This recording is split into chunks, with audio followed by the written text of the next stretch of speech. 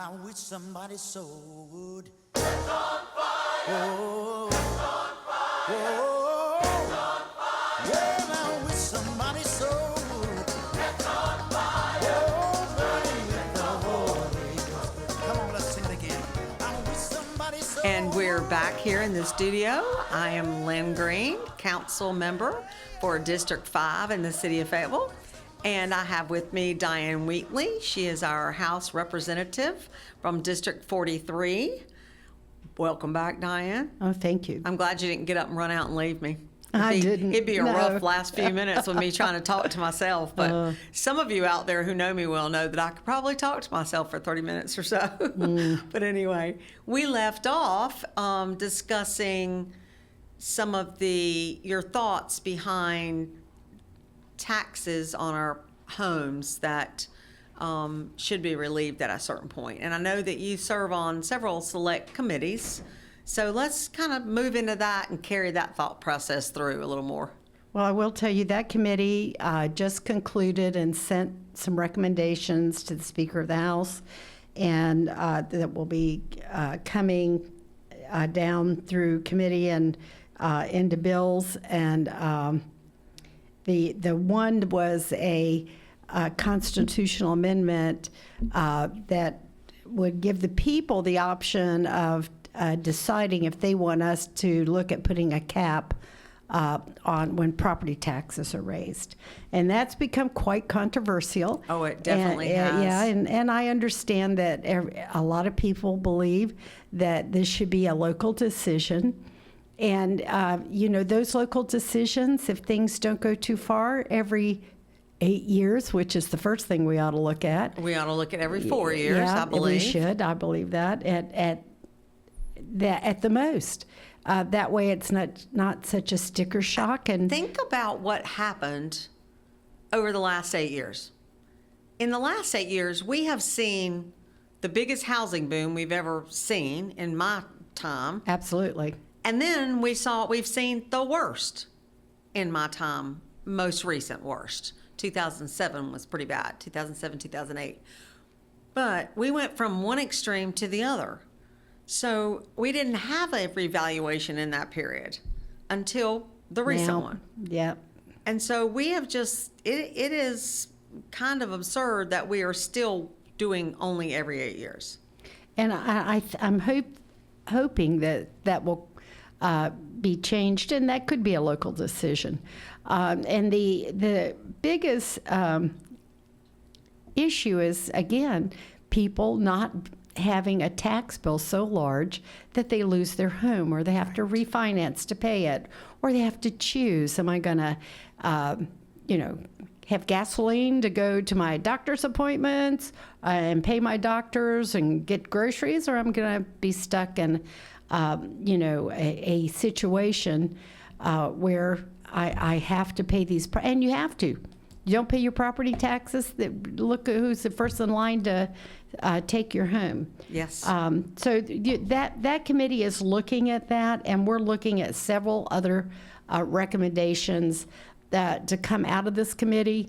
When we talked after we finished our meetings for the last several months, and you may have some questions, but as we finished those meetings, they decided that we needed to continue working on this subject matter, very complicated, and getting it right to where we can have that harmony that we want, and the fact that we want to be sure that we compromise and that we have everything going right. We're going to need some more time. So I think I'm probably on that committee for a while. Well, I read a recent article in the Carolina Journal, which I receive in the mail every month, and it comes out, I guess, every other month, because this one is April, May. And so one of the things that highlighted the front page story is property tax rebellion brewing in North Carolina. And I thought an interesting statistic was that 76.8% of North Carolinians said that property taxes were a financial burden. And when they were asked to describe that as minor or major, 38.7% saw it as a minor burden, and 38.1% saw it as a major burden. So only 17% said it wasn't a burden at all. That ought to be a telling number. I mean, that ought to tell us we definitely have to do something different. And I see that most of the members on that committee have been commented in this article, and they all commented that they personally, I know that one of the members said that he really proposed a cap on how much the rates could increase each year just as a starting point. And he indicated that his own property taxes went up 52%, and he is from Forsyth County, so Winston-Salem area.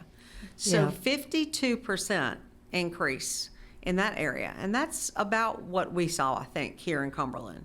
We did, and even with a revenue neutral, it still has an effect. It still doubled in some cases. Yes. And then another interesting statistic that they have quoted, the John Locke Foundation found that property tax collections across the state's 10 largest counties, now this is county, exceeded inflation and population growth by $2.7 billion over the past 10 years. 9 of the 10 counties collected more revenue over the decade than would have been allowed by a levy limit. And of course, unfortunately, Cumberland is one of those. It is. So, well, I think that we have that the dilemma is going to be, the county commissioners believe this should be left locally, and a lot of people do. And if they believe that, they need to go ahead and start working on those solutions, right. And they can do that. And the state, if we in fact get when we get this constitutional amendment out there, maybe in looking at that, we can all work together and make a better solution for our citizens who pay the taxes. Yes. We are not in office. We are not serving people to just see how much of their money we can get and provide services that they really don't use or want. We're here to do the work of the people, and I think we have to be responsible. And we are back to our comment in the first portion of our show that it is about compromise, and it is about listening to the public's needs and what the public would be desirous of.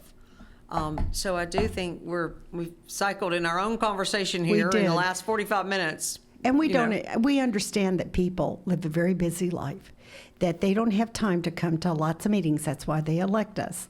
But we don't have I have 81 or 88,000 voters in my district. And, that means that I can't meet with all of them. So I need their input when we have meetings, or they can email me or call me, when issues come up. But do we get the information out there to them that they always need to know? I think that's probably, everybody still isn't on computer, and everybody isn't watching the news at night. Right. So being able to not burden people, but be sure that they understand what we're doing is a challenge. Right. And I will say for the public that Diane's legislative assistant does a great job of answering her emails, i.e. her husband, Al. She says that she has the greatest LA in all of Raleigh, and she probably does because it's her husband. I do. So, and he does do a great job of answering questions. And when you can't get an answer straight from him, he says, I will call you back. And he will go search it out. So you're very fortunate in that aspect, Diane. And I will say that you can't always do what people want you to do. You cannot. So you do the best you can. And every now and then you might miss an email or a phone call. It doesn't mean that you don't care.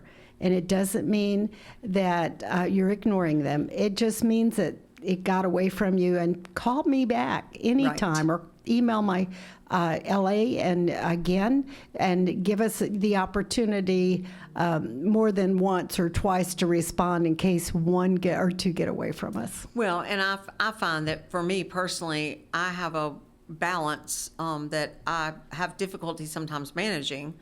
And I get a tremendous amount of emails from 3 different sources. One's my personal email, one's my city email, and one's my real estate email. So sometimes they just all seem to conglomerate together, and I read things that I don't always respond to immediately because I'm pressed for time. I might be sitting outside in somebody's lobby waiting for an appointment, and I have time to read an email, but I don't have time to respond, and I never get the response written. Or I don't know how many times you've done this, but I've responded but then didn't hit send. Yes. So then I'm embarrassed on the other end to have to Absolutely. go, I'm so sorry, I responded to your email and I just never hit send, and I apologize. And that is, all we can really do. But lots of times I get information sent to me and I'm like, okay, well, I don't have time to reply, but at least I'm going to read it. And if you just read them and you don't get to reply, you have that information stored where it needs to be. Yep, 100%. So what other select committees are you on? I'm on the committee that's involuntary commitment and public safety. Oh. That was Elena's law. That must come from your nursing background to want to do that. I guess that's how I got there. Yeah, guess so. And I will say the mental health issues that are involved in the select committee have been at the forefront, and we are very. This is another committee that we thought we would spend the last 6-8 months on, and actually we're going to continue this committee as well. And it has been interesting, and all of us have our ideas about what things need to be happening for public safety, what we need to help those that are mentally challenged, and how magistrates and judges have had difficulties having to deal with these folks because of laws that are on the books. So we're looking at all of that. We have a state institution that was moved from Raleigh to up in the mountains, and that's not really centrally located for our state. It's a dropping off spot. Yeah, in my and mind from here. Yeah, definitely. But we don't want them staying in the hospitals, taking up rooms and the emergency rooms. We want them to be treated and taken care of. And people talk about telehealth, and they talk about being able to have people take their medications, but that's not reality in mental health. So you have to be sure that folks have the correct training. When you have an institution that can't, staff but 75% of their occupancy to take care of the patients or, the folks that are committed to these areas for treatment, you can't take all that you probably need to take. And so we're going to have to find ways of staffing and training. It's going to, of course, got to have somebody that's going to pay for it. We just extended the Medicaid funding at the state, and we're looking at healthcare costs that are unbelievable. And if you want to talk about changes, that's another whole story for another day. We touched on it when Senator McInnes was here last month, and he was very huge. up to date on it as well. And in fact, you were going to be voting on it the next day. So I'm glad to hear that it did pass through. It passed. So that's a good thing for those folks that needed it. And this was. He went through a lot of explanation as to this and was I hope not. the hospitals, Yes, Mm-hmm. yes, exactly. So. But that's a second select committee, but I am on the health committee. And that one, we spend a lot of time on a lot of different areas that have to do with healthcare. It deals some with healthcare insurance, but there's a whole committee for that. I'm on education committee. I'm one of the vice chairmen, and that has been very challenging in that we've been trying to we have a new superintendent that came on this year, and we have, the state board that sends over suggestions, and then we have every legislator that thinks they know what their community needs may not be the same. Cumberland may not be the same as Hoke or Harnett. We're certainly have some disadvantages that we need to I think to the address. size of our school system here in Cumberland is really, very different from some of the counties around us. In the size, but also in the fact that redistricting is a dirty word, because when a school drops below a certain number, and you still have to have a principal and a vice principal, and you have the whole school running, yet you're under capacity. You have to be willing to look at those things. You definitely do. And do what's best for the community and the students and the folks that work there. But we certainly have some of that going on. And 30 years ago, we looked into the future and could have told you this would happen. Right. So, you have to be prepared. But I'm also in higher education, and I'm the chairman of Pensions and Retirements Committee. I work with the state treasurer. Boy, oh boy, do you want to talk about numbers that can make you feel like, a revolving machine that things just spin around. You work with the state treasurer. He can make you see a lot of things that have to do with numbers. The treasurer and the state auditor have been very busy as of late. Very busy. And I'm I on don't a want few their others. schedules. No. I don't want their schedules. I'm not desirous of that schedule at Yeah, all. but they're really doing a great job. They are. And I've learned a lot from them. So that's just a few of the committees I serve on. They find a way to fill your days from the time you get there in the morning. Lobbyists come out of the woodwork, and you smile a lot. So, Right. and you glean what good things you can from that. Right. But the biggest thing that I would share for me is as we get ready for the 2027 long session, I want to continue to use what I ran on, and that is we want to bring back all our tax dollars from Cumberland County that we send to Raleigh. And we'd like a little extra. So I think that's our job, is to be up there to lobby for the monies that our folks send to the state treasury, and that as much of it as possible comes back here to develop Cumberland County and all our municipalities. And you have done a great job of doing that for us, and I want to personally thank you. And for those of you who aren't aware, Diane has been instrumental in getting money back into our county and back to us and for use here. Because if we didn't have it, we would be in a really big mess. And I know that the William Powell bill was extended, which deals with roads, and if we did not have that, we would be in a mess.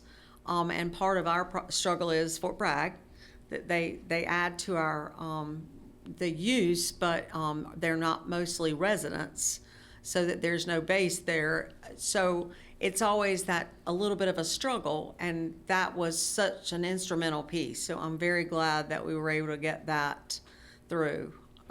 So we appreciate it for sure. And it's our job. That's what we should all be doing. And I Right. will tell you that for me, as a new grandmother, I have found that I'm looking at daycares and how they are performing and how they're taking care of small children.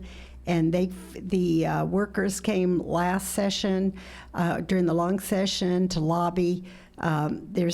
It's really an area that we're going to need to improve on, not Right. just locally, but statewide. Right. And our working parents need to feel good about where they're Right. leaving their children. And you're not a new grandmother. You just have a new grandchild. That's true. I have a grandson. Your disparity Yeah. in ages Yeah, with your it's grandchildren is amazing. kind of like mine. They're like, I have my oldest one's 19 and my youngest one's 3. Yeah. So there's My a oldest big is gap. 27 and the youngest is 20 months. There you go. So, but you do get to see things that you would maybe forget about if you Right. weren't a grandmother. Right. So, and I am just very concerned about our public schools and want to see us make those changes that make us, a place that people want to live and have their children go to school in. And, our recreational areas, as you well know, because that's your job at the city, are looking wonderful. The one in Linden, I'm just impressed. And across the county, as we look at splash pads and tennis courts and the things that people enjoy that help the quality of life, I think all of us are working on those. But there's a lot of work to be done, so I will never be without a job if I were to stay in it. But anyway, I'm looking forward to finishing up the short session and getting ready to get back in 2027 for a continued time to be able to work on good things for Cumberland County. Right. Well, I think your passion for this position is shown throughout the years. So I'm delighted always to have you in the studio. Let's end on something that it's one of those topics that it's like we might as well talk about it, because if we don't talk about it, we'll be talked about. Yeah. So let's talk just a minute about data centers, because I know at the city level we are having many discussions. At the county level, they're having many discussions. And at the state level, I feel like you guys are having many discussions. Well, I think we're going to be looking at regulatory bills that will come up as a lot of people are doing moratoriums across the state. Data centers on all of our minds because of the electrical cost, and we don't want to see our residents. It's already expensive enough, and Duke is, and other, mostly I look at Duke because that's where I'm at, but have challenges in providing new sources of energy for communities. And the cost is just you almost feel like you got to turn that switch off too. I know. The water usage is phenomenal, and they talk about building them away from a water source. I kind of go, oh my God. So we've already had the experience with Chemours and Yep. Those issues that has brought. So we're already feeling that. We already need to correct infrastructure in the county. We know we don't have the water that we need for the county. We need to, not that we don't have the water, we just don't have the infrastructure in place. So I know the county is discussing that almost every meeting. And I guess the other thing for me is we need to make certain that this request from Fuquay Arena is not honored, and that more of our water is not taken out of the Cape Fear River Basin and dumped back in the Neuse when Fuquay Arena finishes with it. Amen. So I just have concerns that if we don't slow down and take a really good hard look at what this means, and no one seems to have direct answers, or they don't want to answer directly. I'm not sure which it is. I don't have a good discernment over that at this point. I don't either. I keep asking questions, and I keep getting varying differences. So until I feel like we have a unified answer to some of my questions, I think I'm just on pause.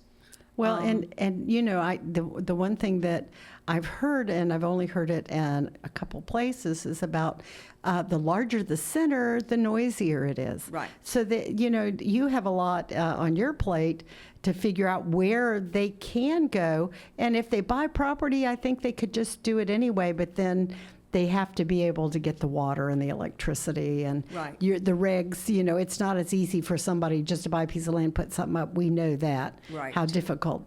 And now that could I be. know that there are some facilities that can generate their own power, and they can generate their own water, I guess, to a certain degree. And I know PwC can handle some of that, but where is our break point? Where does it start affecting us? So I haven't heard good answers about that. I haven't And either. I think that is the cause for the public concern, and rightfully so. They should be concerned. They should be asking the tough questions.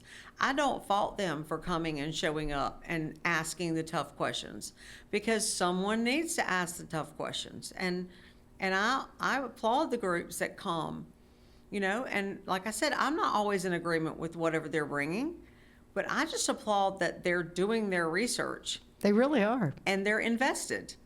So I appreciate that conversation, that open line of conversation. I do too, and it gives you food for thought, and you can go back and do your research so you're on the right page. Right, 100%. So I think we just have a few more minutes left. One last thing. So if you can remember, and I know you do because we've kind of discussed this before, talk about the first time you ran, when you had held public office. So you had been on the school board, you had been a county commissioner, you'd served on lots of committees, but those were your two elected positions prior to running for the North Carolina House. How different is your campaign from that first run to now? From the school board run or from the from the House? State, Let's don't even go back to the school board, because Lord knows that might conjure up all kinds of memories. Oh yeah, mostly good ones. I remember that you had a school bus and children and logos with kids hanging out of the school bus. Yep. For your logo, I'll never forget that. Yeah, I tried to figure out how to use that, continuously, but it just wouldn't go. Right. But I do love school buses, like somebody said, but my husband owned a company that provided school bus transportation. Yes. But from the first time I ran at the State House, I thought, wow, this is just going to be difficult, because I had a primary. It was not as bad as this last one, but when we won the primary, we had a Democratic opponent, and we went out and just talked about what we wanted to do and how, we thought we could accomplish good things for the state, and our number one priority. And we did that. So we didn't have a record. We didn't have anything to talk about except school board and commissioner, which helped. But talking about what I'd done at the State House, well, I could only talk about what I thought we should do. Well, we did the best we could. We won. And but this time, we've been through, this will be my fourth time, and we have been through races where people start to question your integrity, or they might question, something you did, or what are you going to do for me today? And I think it becomes they attack your integrity because your record speaks for itself. It does. So they don't have anywhere else to go. But it is really a downfall in our society right now. Well, you would like to be It's awful supported. to have your integrity and your morality questioned, because my very first time out, I had mine questioned. Yeah. And it is not a good feeling. It's just really not. Well, it isn't. And when you're willing to listen, you're willing to do what you think is best, but you cannot, there's some things you cannot compromise on. And those usually have to do with your upbringing, things that have been instilled in you. My dad was military. Just imagine God, family, country. We just were, just there with that upbringing. Right. So those are the kinds of things that you have to try to get people to understand. But for the basics, we all pretty much can agree. But sometimes money isn't there, and you can't. I'm one person, one vote. Right. They don't. And that's sometimes where people don't understand. People really need to understand better that, at the city council level, we have 10 of us, so 9 with the mayor, and makes 10. And so I'm one vote. That's right. I'm one vote, and I can only do what I can do, and I can do the best I can at explaining to my fellow council members my viewpoint and my vantage point, and sometimes that works in my favor, and sometimes they're not willing to budge. So I just always think it's interesting to see the way election cycles run differently from your first time you run to maybe the last time you run, because they can be very, very different. So. And I do think that, all the years that I have been in politics, the one thing that we used to be able to do is be friends and neighbors. I think internet and computers and the Facebook and some have taken some of that closeness away that we used to have with one another. Yes. I kind of miss that. I do too. So. Well, he's given us the signal. Our time is up. I want to thank you once again for joining me on WIDU for thank you for council having me. conversations. Yeah. And it's always a pleasure to talk to you. Thanks, everyone. Appreciate you listening. That's on